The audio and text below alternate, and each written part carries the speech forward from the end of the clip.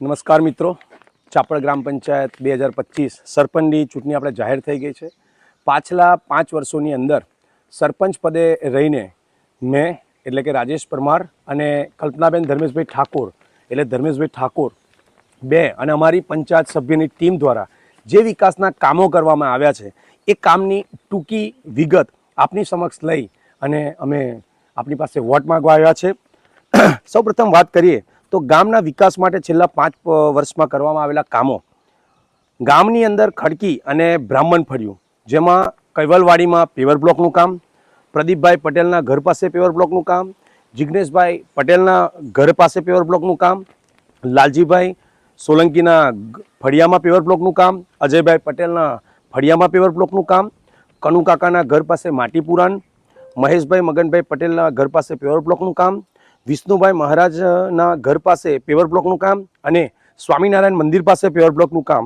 ત્યારબાદ રાજપૂત ફળિયું, રબારી ફળિયું અને પરમાર ફળિયું, જેમાં જલારામ બાપાના મંદિર પાસે પેવર બ્લોકનું કામ, ગટર લાઈન ઊંડી કરી, રામદેવ પીર મંદિરની સામે જયેશ પડિયારના ઘર સુધી સંરક્ષણ દિવાલ બનાવી, કનુભાઈના ઘર પાસે પેવર બ્લોકનું કામ કર્યું, રણજીતસિંહના ઘર પાસે કનુભાઈના પેન્ટરના ઘર સુધી સંરક્ષણ દિવાલ મંજૂર કરાવી, ભરતસિંહના ઘરથી વિનોદભાઈના ઘર સુધી સંરક્ષણ દિવાલ બનાવી, આકાશ પટેલના ઘરથી રામદેવ પીર મંદિર સુધી સંરક્ષણ દિવાલ બનાવી, બળવંતસિંહ ઝાલા બાપુના ઘરની પાછળ સંરક્ષણ દિવાલ બનાવી, રમણ કાકાના ઘર પાસે પેવર બ્લોક નાખ્યા, દરબાર ફળિયાના પાછળના ભાગમાં આરસીસી રોડ કર્યો, ઝોપડી માતાના મંદિરના ચોગાનમાં પેવર બ્લોકનું કામ કર્યું અને પરમાર ફળિયામાં પેવર બ્લોકનું કામ કર્યું.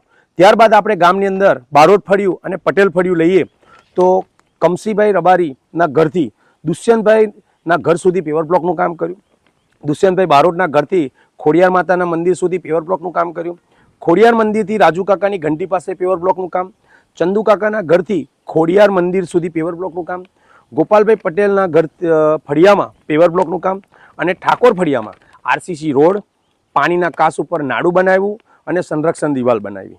ત્યારબાદ વાત કરીએ તો વસાવા ફળિયાની, રણછોડભાઈ વસાવાના ઘરથી તરુણભાઈ વસાવાના ઘર બાજુ આખા ફળિયામાં પેવર બ્લોક નાખ્યા, અરવિંદભાઈના ઘરથી રણછોડભાઈ વસાવાના ઘર સુધી આરસીસી રોડ બનાવ્યો, ભરતભાઈના ઘરથી જીતુભાઈ માળીના ઘર સુધી પેવર બ્લોક નાખ્યા, જૂની આંગણવાડી પાછળ પેવર બ્લોક નાખ્યા, રણછોડભાઈના ઘરથી જયાબેનના ઘર સુધી ચોકમાં પેવર બ્લોક નાખ્યા, બળિયાદેવ મંદિર પાસે શેરનું નિર્માણ કર્યું અને જે કંઈક મોટી પાણીની સમસ્યા હતી તે દૂર કરી. હવે વાત કરીએ ટુબેલ ફળિયું અને મારુતિનગર તો રૈજીભાઈ ઠાકોરના ઘરથી ચતુરભાઈ વસાવાના ઘર સુધી આરસીસી રોડ બનાવ્યો, પાણીના સમ પાસે પેવર બ્લોક નાખ્યા, ભાથુજી મંદિર પાસે પેવર બ્લોક નાખ્યા, 2 લાખ લીટરનો સમ તેમજ નવા બોરવેલની સુવિધા કરી, પાણીની નવી પાઇપલાઇન બનાવી નખાવી, પાણીના ઓવારા બનાવ્યો, પાણીની સમસ્યાનું નિરાકરણ કર્યું, પૂર જેવી વિકટ પરિસ્થિતિમાં દરેકને લાભ અપાવ્યા. અને ગૌખાનાની વાત કરીએ તો ગૌખાનાની અંદર ચાપડથી ગૌખાના સુધી પાક્કો આરસીસી રોડ બનાવ્યો, આખા ગામમાં છેક વિશ્વામિત્રી નદી સુધી પોતાની પ્રાઇવેટ માલિકીની જગ્યા હોવા છતાં લોકો સાથે સમજૂતી કરી અને ગટર લાઈન છેક વિશ્વામિત્રી સુધીની પાથરી અને વ્યવસ્થા ઊભી કરી. હસમુખભાઈ રાઠોડના ઘરથી છત્રસિંહ પઢિયારના ઘર સુધી પેવર બ્લોક નાખ્યા, પરસોત્તમભાઈના ઘરથી ઘનશ્યામભાઈના ઘર સુધી પેવર બ્લોક નાખ્યા, રમેશ કાકાના ઘર આગળ પેવર બ્લોક નાખ્યા, રમણભાઈના ઘર આગળ પેવર બ્લોક નાખ્યા, રમણભાઈના ઘરથી રણછોડભાઈના ઘર સુધી આરસીસી રોડ બનાવ્યો, પ્રધાનમંત્રી આવાસ યોજનાના મકાનોનો લાભ અપાયો, વિધવા સહાય યોજનાઓનો લાભ અપાયો, વૃદ્ધ સહાય યોજનાઓનો લાભ અપાયો, નવી આંગણવાડી બનાવી, ગૌખાના પ્રાથમિક શાળાઓમાં 1 રૂમનું મોટો ઓરડોનું બાંધકામ કરાવડાયું, ગૌખાનાથી સ્મશાન સુધી માટી મેટલના રોડ બનાવ્યા, ગૌખાના ગામમાં સ્મશાનમાં હેન્ડપંપની વ્યવસ્થા કરી, ગૌખાના સ્મશાનમાં નવી સગડીની વ્યવસ્થા કરી, પાણી રેગ્યુલર કરી, પાણીની સમસ્યાનું નિરાકરણ કર્યું. ત્યારબાદ સમગ્ર ગામની અંદર જો કોમન વાત કરવામાં આવે તો ગામની અંદર જે વર્ષો જૂનું સ્મશાન ખખડધજ હાલતમાં હતું તેનું નવીનીકરણ કરી અને એક સરસ મજાનું સ્મશાન બનાવ્યું છે. સ્મશાનમાં સંરક્ષણ દિવાલ આજુબાજુ બનાવી છે, સ્મશાનની અંદર પેવર બ્લોક નાખ્યા છે, બંને સ્મશાનની અંદર હેન્ડપંપની સુવિધા ઊભી કરી છે. ગામના લોકોને બેસવા માટે જે બસ સ્ટેન્ડ નહોતું એટલે નવા બસ સ્ટેન્ડ બનાવ્યું છે. બંને સ્મશાનમાં માટી પુરાણ કરાવી છે. પુણ્યેશ્વર મહાદેવના મંદિરમાં પેવર બ્લોક નાખ્યા છે, ગામની ભાગોળમાં પેવર બ્લોક નાખ્યા છે. વર્ષો જૂની જે પાણીની ટાંકી હતી જ્યાં લાઈનો ખખડધજ હાલતમાં અને ગંદકી હતી તે લાઈનોનું 4-5 દિવસ સુધી અડીખમ ઊભા રહી અને એ ગંદકી દૂર કરી અને રિપેરિંગ કર્યું છે.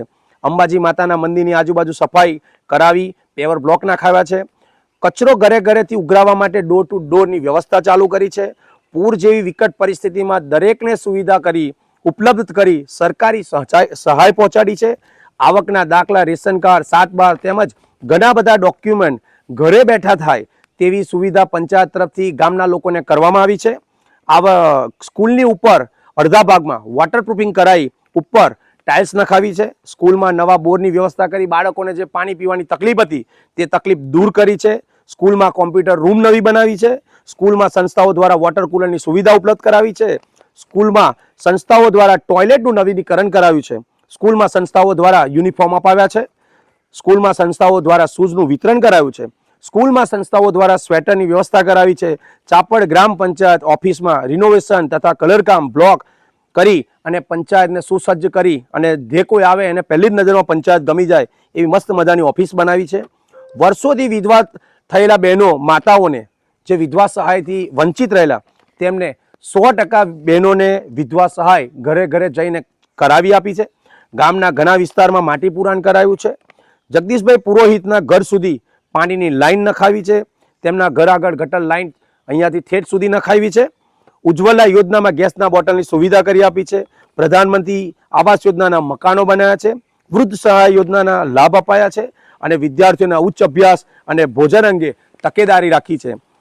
બધાને ખબર છે કે 5 વર્ષની અંદર 2 વર્ષ કોરોના કાળ દરમિયાન આપણા ગામને આપણા સમગ્ર ગુજરાતની અંદર કોઈ પણ જાતની ગ્રાન્ટ આવી નથી। એટલે જે આ કામો તમને ગણાવ્યા છે એ ફક્ત 3 વર્ષનો અમારો વિકાસ છે। આ સાથે સાથે અમે ઘણા એવા કામ કર્યા છે જેની અંદર મુદ્દા નથી લખ્યા। અને મિત્રો, અત્યારની ચૂંટણીની અંદર ખાસ વિરોધ પક્ષના ઉમેદવાર દ્વારા આ મુદ્દાઓ લઈ તમારી સાથે જે જૂઠા લોભ લાલચો આપી અને અમારો દુષ્પ્રચાર કરવામાં આવે છે, અમે ખાતરી રાખીએ તમે અમને સારી રીતે ઓળખો જ છો। અમે જે કામ કર્યા છે 3 વર્ષના છે। જો આગળ મોકો મળશે આનાથી સારામાં સારા કામ કરી ગામને કેવી રીતે અમે મદદરૂપ થઈએ, ગામના લોકોને કેવી રીતે દરેક સરકારી લાભ યોજનાઓ અપાઈ શકીએ એની માટે કટિબદ્ધ થવાની તૈયારીઓ બતાવી છે। અત્યારે ગામની અંદર મુખ્ય સળગતો પ્રશ્ન કે જે ડ્રેનેજ લાઇનનો છે, લોકોના ખાડકુવા બેસી ગયા છે।